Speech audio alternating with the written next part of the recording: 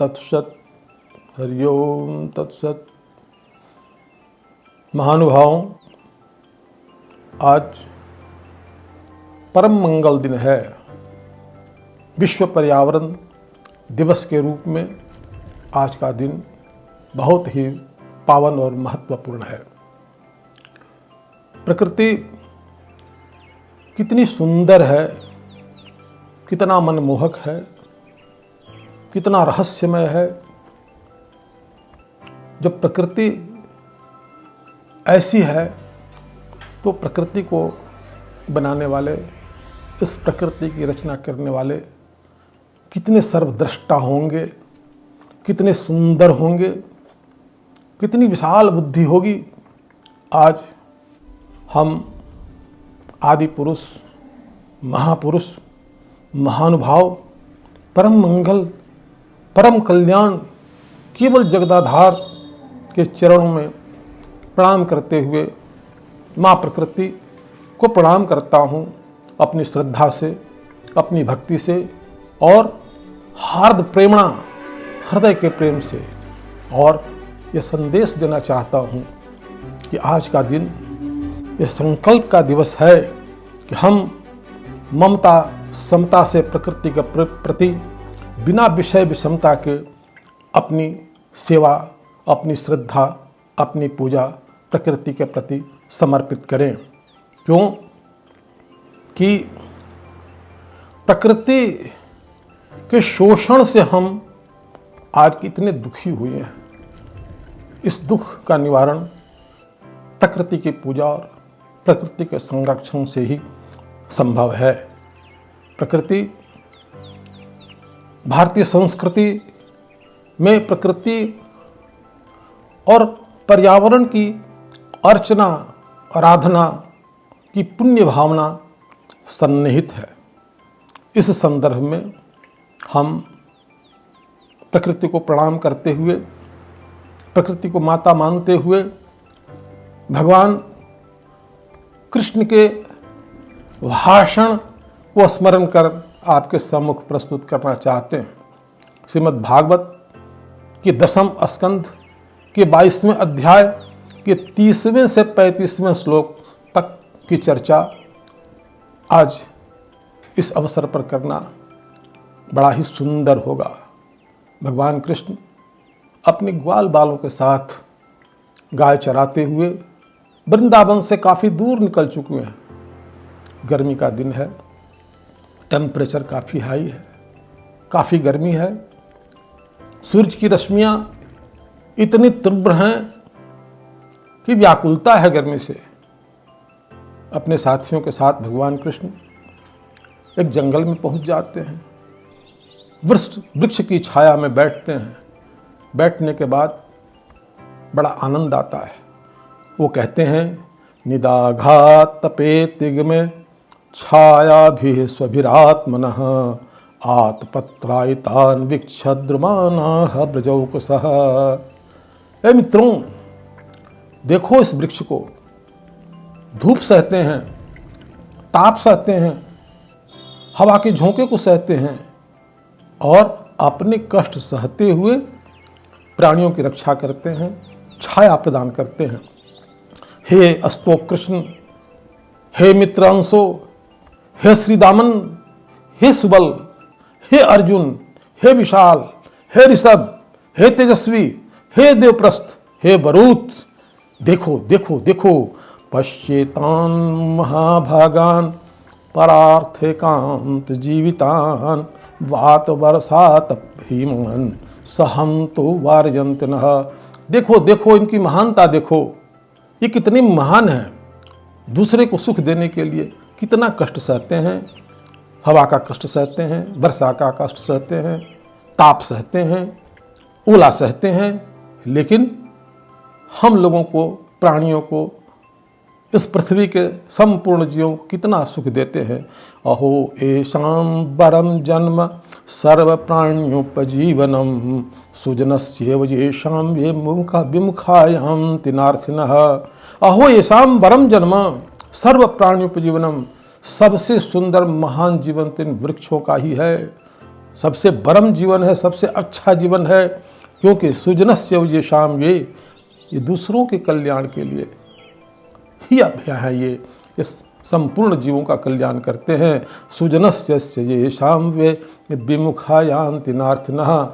जिस तरह महादानी महापुरुष अच्छे लोगों के पास कोई जाता है तो खाली हाथ वापस नहीं आता, उसी तरह ये वृक्ष सिर्फ छाया ही प्रदान नहीं करते हैं, जो जिस भाव से आता है सबको कुछ न कुछ ही देते हैं।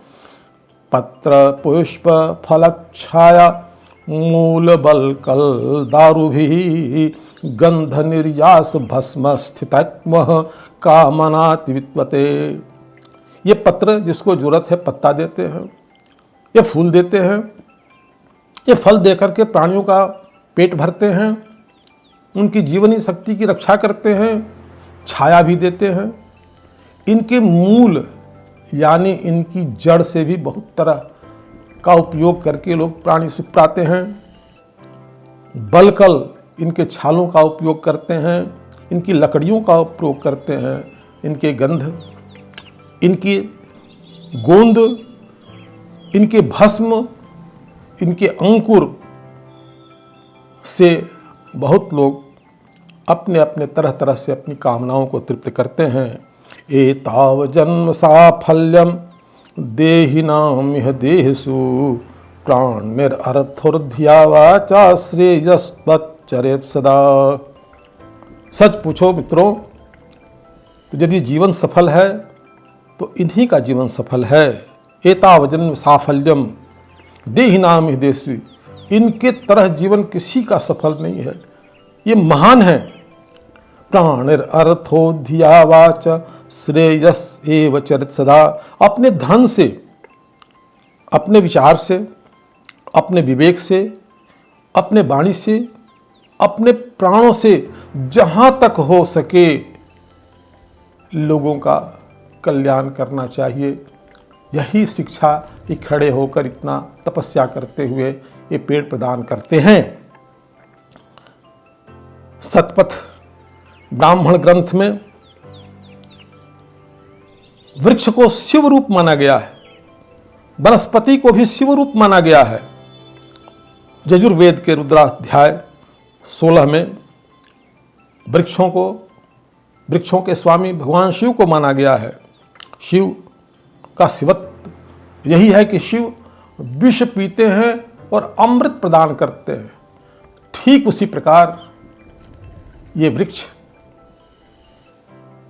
कार्बन डाइऑक्साइड रूपी विष को पीते हैं और ऑक्सीजन जैसे अमृत को प्राणियों के लिए प्रदान करते हैं। धन्य है शिव का शिवत्व। यजुर्वेद के रुद्रा अध्याय 16 में इसका वर्णन है। और आगे भगवान शिव के विषय में बताया गया है कि प्रकृति, संपूर्ण प्रकृति भगवान शिव ही हैं। त्वमर्कस्त्वं सोमस्त्वमसि पवनस्त्वं हुतवः त्वमापस्त्वं व्योमत्वमधरणिरात्मा त्वमिति च परिच्छिन्नामेवं त्वयि परिणता बिभ्रतगिरं न विद्यस्तत्तत्त्वं वयमतत्त्वं न भवसि। प्रकृति का ऐसा कोई भी कण नहीं है, ऐसा कोई भी चीज नहीं है जो भगवान का स्वरूप न हो, भगवान शिव का स्वरूप न हो। तो क्या ऐसी स्थिति में प्रकृति की पूजा करना, प्रकृति की सेवा करना, क्या भगवान शिव की सेवा करना नहीं है? गोवर्धन पूजा का अलौकिक पक्ष यह कहता है, जन जंगल, जल जंगल जमीन, पर्वत मिट्टी वृक्ष जंगल जल का सम्मान करना चाहिए। भगवान स्वयं पर्वत को पूजते हैं और स्वयं पर्वत के ऊपर अपने को सबसे पूजा कराते हैं। यह गोवर्धन पूजा का अलौकिक पक्ष है। इससे भी हमें शिक्षा मिलती है कि हम प्रकृति के प्रति ममता समता से, बिना विषय विषमता के रमता में रमते हुए इनकी रक्षा करें, इनको समझें, इनका सम्मान करें, इनसे लाभ उठावें। भगवान कृष्ण ने स्वयं को ऋतु, वृक्ष, नदी, पर्वत स्वरूप कहकर इनके महत्व को उजागर किया है। बट, पीपल इत्यादि पूज्य वृक्ष हैं। ये तो स्त्रियों के लिए इनका संबंध अटल सुहाग से है। बिल्व वृक्ष, बेल के वृक्ष का संबंध भगवान शंकर से है। ऐसा शास्त्रों में उपदेश आया है कि बिल्व पत्र समाघ्राय पथिम गच्छति यो नरः तस्य रक्षा करोति पार्वती शिवशंकरः। यानी बेल के पत्ते में इतनी शक्ति है कि उसके एक पत्ते को लेकर या सीधे या भगवान पर चढ़ा हुआ बिल्व पत्र यदि लेकर कोई भी पथिक गमन करता है, यात्रा करता है, तो उसकी रक्षा भगवान शिव शंकर करते हैं। पद्म पुराण के क्रिया योग सारखंड अध्याय 8 में तीर्थ यात्रियों को यह संदेश दिया गया है कि तीर्थ यात्री सावधान होकर तीर्थ यात्रा करें, गंगा जी में न थूकें, न आसपास मलमूत्र त्याग करें। इस तरह हमारे संपूर्ण संस्कृति में प्रकृति के प्रकृति और पर्यावरण की अर्चना, आराधना की पुण्य भावना सन्निहित है। सृष्टि हमारे ऋषियों ने जीवन मधु की खोज की है। उन्होंने देखा कि हवा मधु प्रदान करती है, समुद्र मधु बहाता है, दिशाएं मधु लुटाती हैं, लेकिन इसके लिए श्रद्धा और भक्ति की चेतना थोड़ी सक्रिय करनी पड़ेगी। कुंठा रहित होना पड़ेगा, विरजा रहित होना पड़ेगा, रज और तम से परे होना पड़ेगा। मधुबातारितायते मधुक्षरन्ति सिंधवः माभिर्नः सन्तोषधि मधुनक्तमुतौससो मधुमत्पार्थिवं रजः मधुद्यौरस्तु नः पिता मधुमानं वनस्पति मधुमास्तु सूर्यः माभिर्गावो भवन्तु नः। इस प्रकार हम आज संकल्प लेते हैं कि प्रकृति के गुणों को, उनके रहस्यों को समझकर हम उनका सम्मान करें और जीवन में लाभ उठाएं। बहुत से ऐसे प्रकृति में छिपे हुए रहस्य हैं, बहुत सी ऐसी जड़ी बूटियां हैं जिनका सीधा संबंध हमारे दुख के निवारण के साथ है।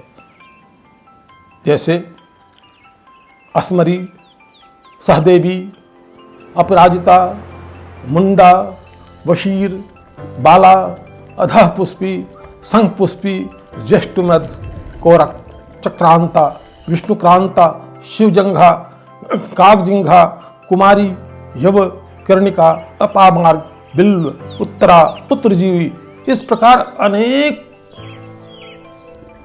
जड़ी, अनेक पौधे हैं जिनसे आयुर्वेद से संबंधित गुण रखते हैं। साथ साथ ग्रह पीड़ा के निवारण में इनका योगदान उन रत्नों से भी अधिक है जो अनुभव करके हमारे ऋषियों ने पाया है। इसलिए प्रकृति को हम प्रणाम करते हैं। प्रकृति परमाम अभयाम वरदाम नररूप धराम जनतोषकराम शरणागत सेवक तापहरिम प्रणमामि पराम जननीं जगताम।